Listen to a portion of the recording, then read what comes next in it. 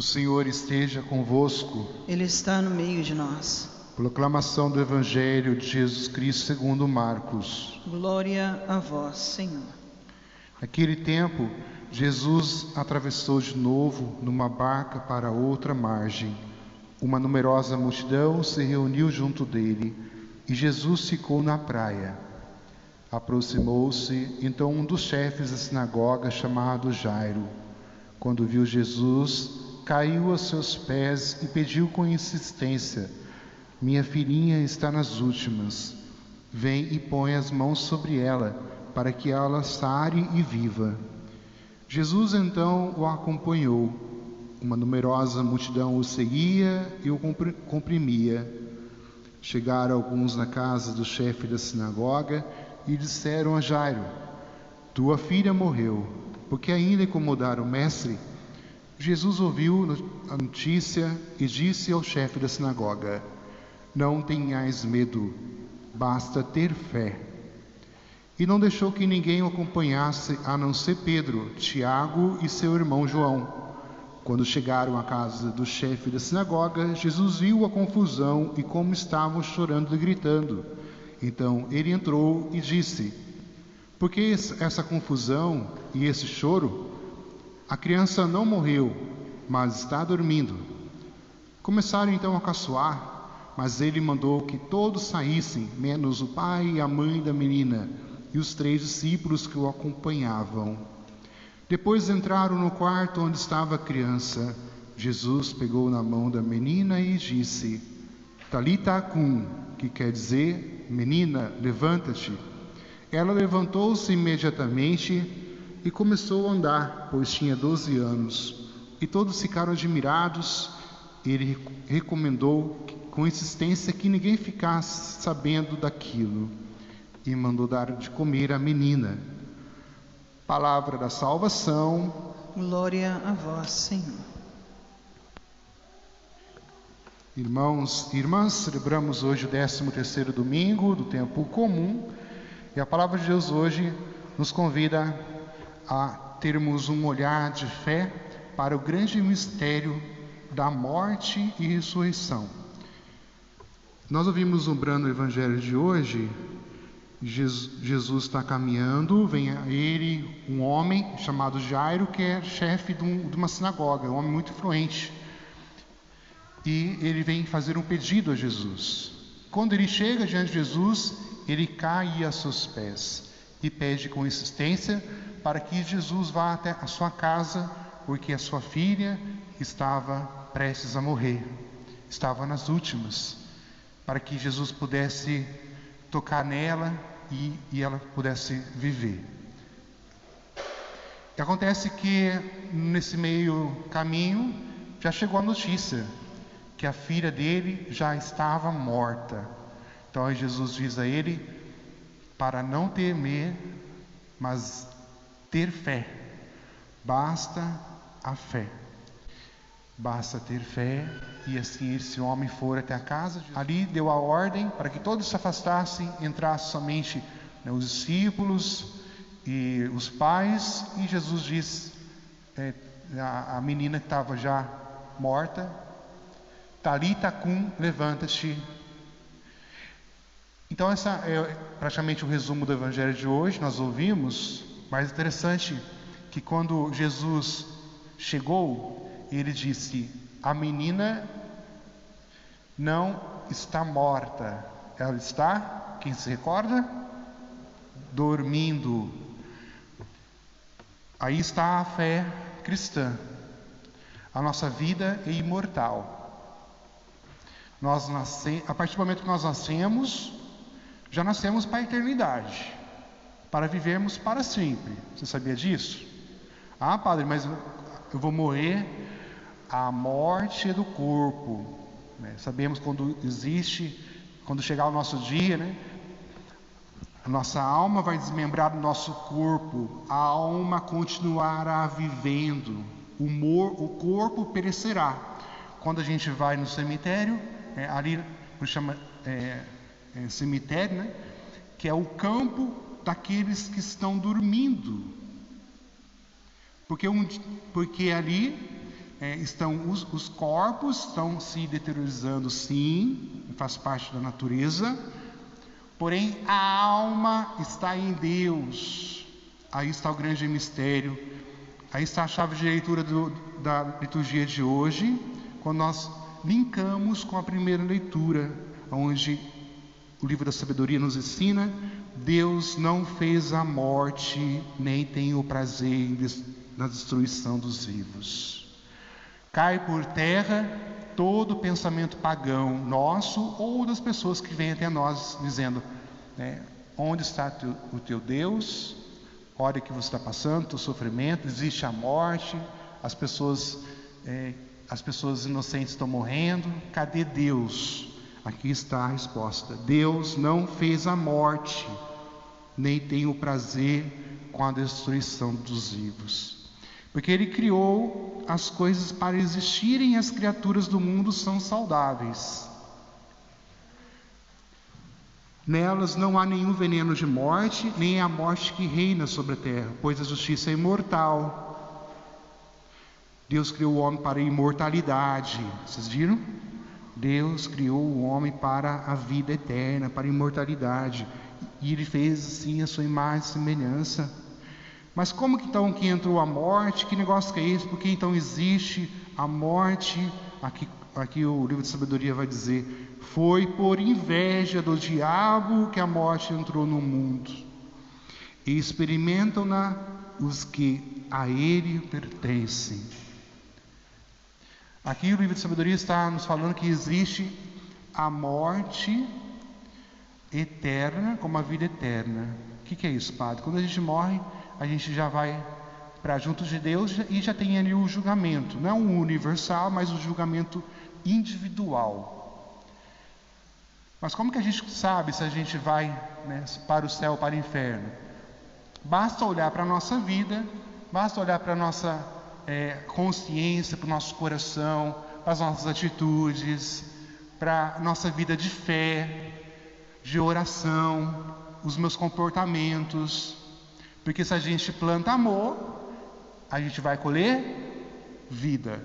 Se a gente planta ódio, rancor, se a gente planta tantas outras realidades mundanas, a inveja, os vícios, a falta de perdão com o irmão, falar mal do outro, se a gente vai plantando essas coisas ruins, isso vai gerar a morte. Então, a morte eterna. Você vai viver para sempre, mas na escuridão das trevas. Agora a pergunta é: para onde você quer ir? Qual é o seu objetivo? Ou melhorando a pergunta, para onde você está indo? Porque nós já construímos o nosso destino aqui. Se a gente vai para o céu ou vai para o inferno. Não adianta colocar a culpa em Deus. Deus já deixou a liberdade. Nós sabemos que o pecado, a morte entrou pela desobediência do ser humano e inveja do demônio. Então assim entrou. Porque Deus, quando Deus fez Adão e Eva, Deus não fez a morte. Deus criou eles para que eles pudessem viver. E ainda sem trabalhar. Olha que maravilha. No jardim do Éden, no paraíso. Aconteceu o que houve, tudo aquilo que a gente já sabe, A expulsão do paraíso e tudo mais. E a herança do pecado, que entrou a morte. Mas, irmãos e irmãs, em Jesus Cristo, o justo que se entregou por nós somos salvos. Então há esperança. Há esperança no coração daqueles que creem, que acreditam no Senhor. Como houve esperança no coração de Jairo, porque ele queria que a sua filha vivesse. E Jesus foi lá e realizou a obra, o milagre aconteceu. A ressurreição, aquela menina estava morta. E Jesus diz: não, ela está dormindo, porque Jesus sabia que a morte não nos separa.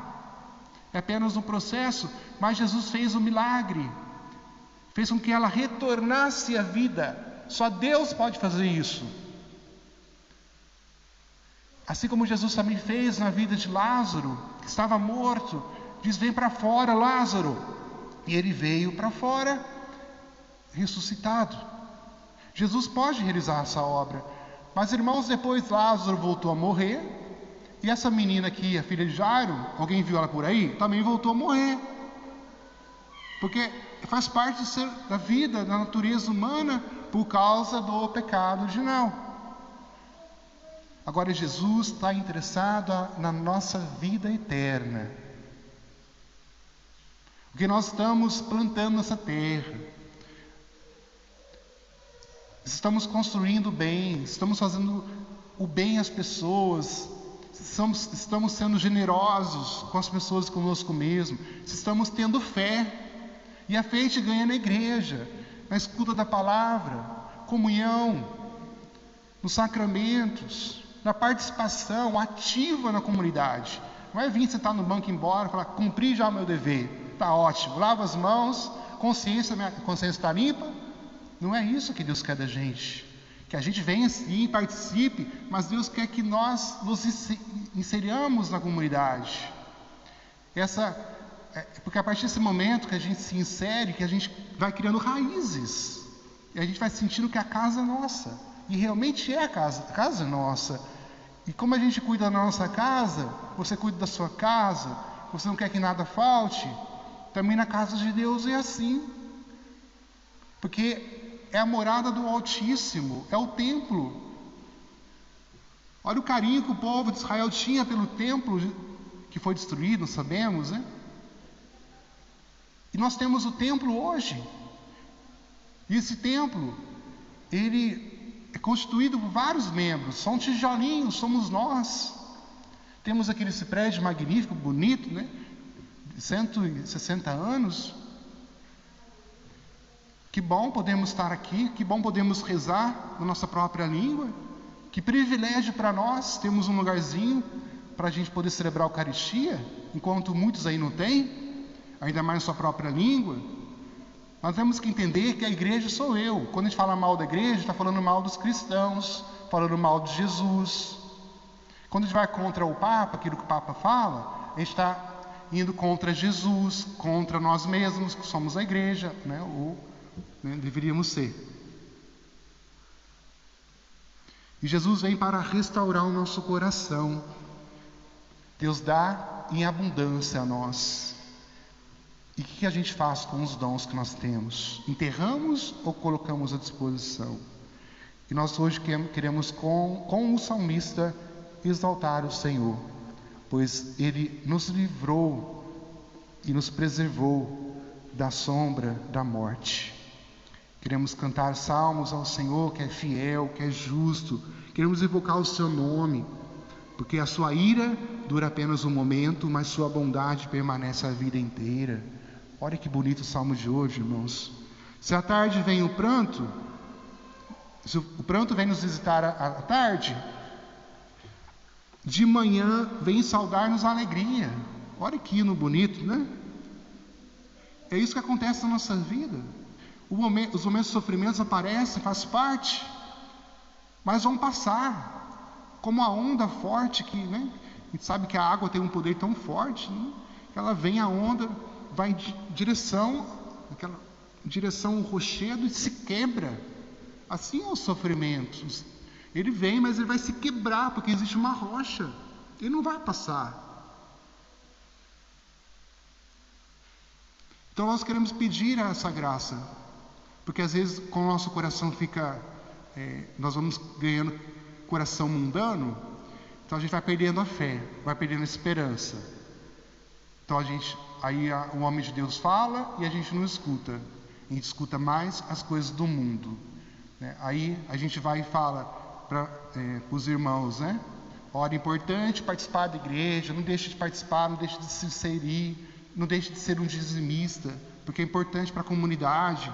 Não vai entrar por aqui e sair por aqui, porque nós carregamos Jesus no coração e a gente quer tudo de bom para as pessoas que nós amamos. Nós vamos ganhando fé, vamos deixando a vida passada, a vida de pecado, a vida para trás, a vida errada para trás. E vai surgindo um homem novo, a mulher nova, vai surgindo um sorriso, essa alegria do amanhecer que deve brotar no coração daqueles que amam a Deus de verdade. Não aqueles que andam blá blá blá, que diz que ama Deus, diz que participa, que é católico, não sei o quê, mas no fundo vive uma vida errada, vida dupla. Coloca as máscaras. Jesus quer nos arrancar de toda a escravidão do pecado. E hoje, eis o momento de você apresentar diante do Senhor todos os teus pecados, tudo aquilo que tem feito você sofrer, a sua família. Qual é o teu pecado de estimação, que você tem te acompanhado por tanto tempo, que você não consegue vencer ele? Entregue nas mãos de Deus. Talvez você está vivendo uma vida de pecado. Entregue nas mãos de Deus e peça a Ele que converta o seu coração. Porque enquanto nós estivermos vivendo uma vida errada, nós não seremos felizes. E estaremos contra o projeto que Deus tem para nós, que é a felicidade, que é a vida eterna. Então vamos pedir essa graça nesse dia. Louvado seja nosso Senhor Jesus Cristo.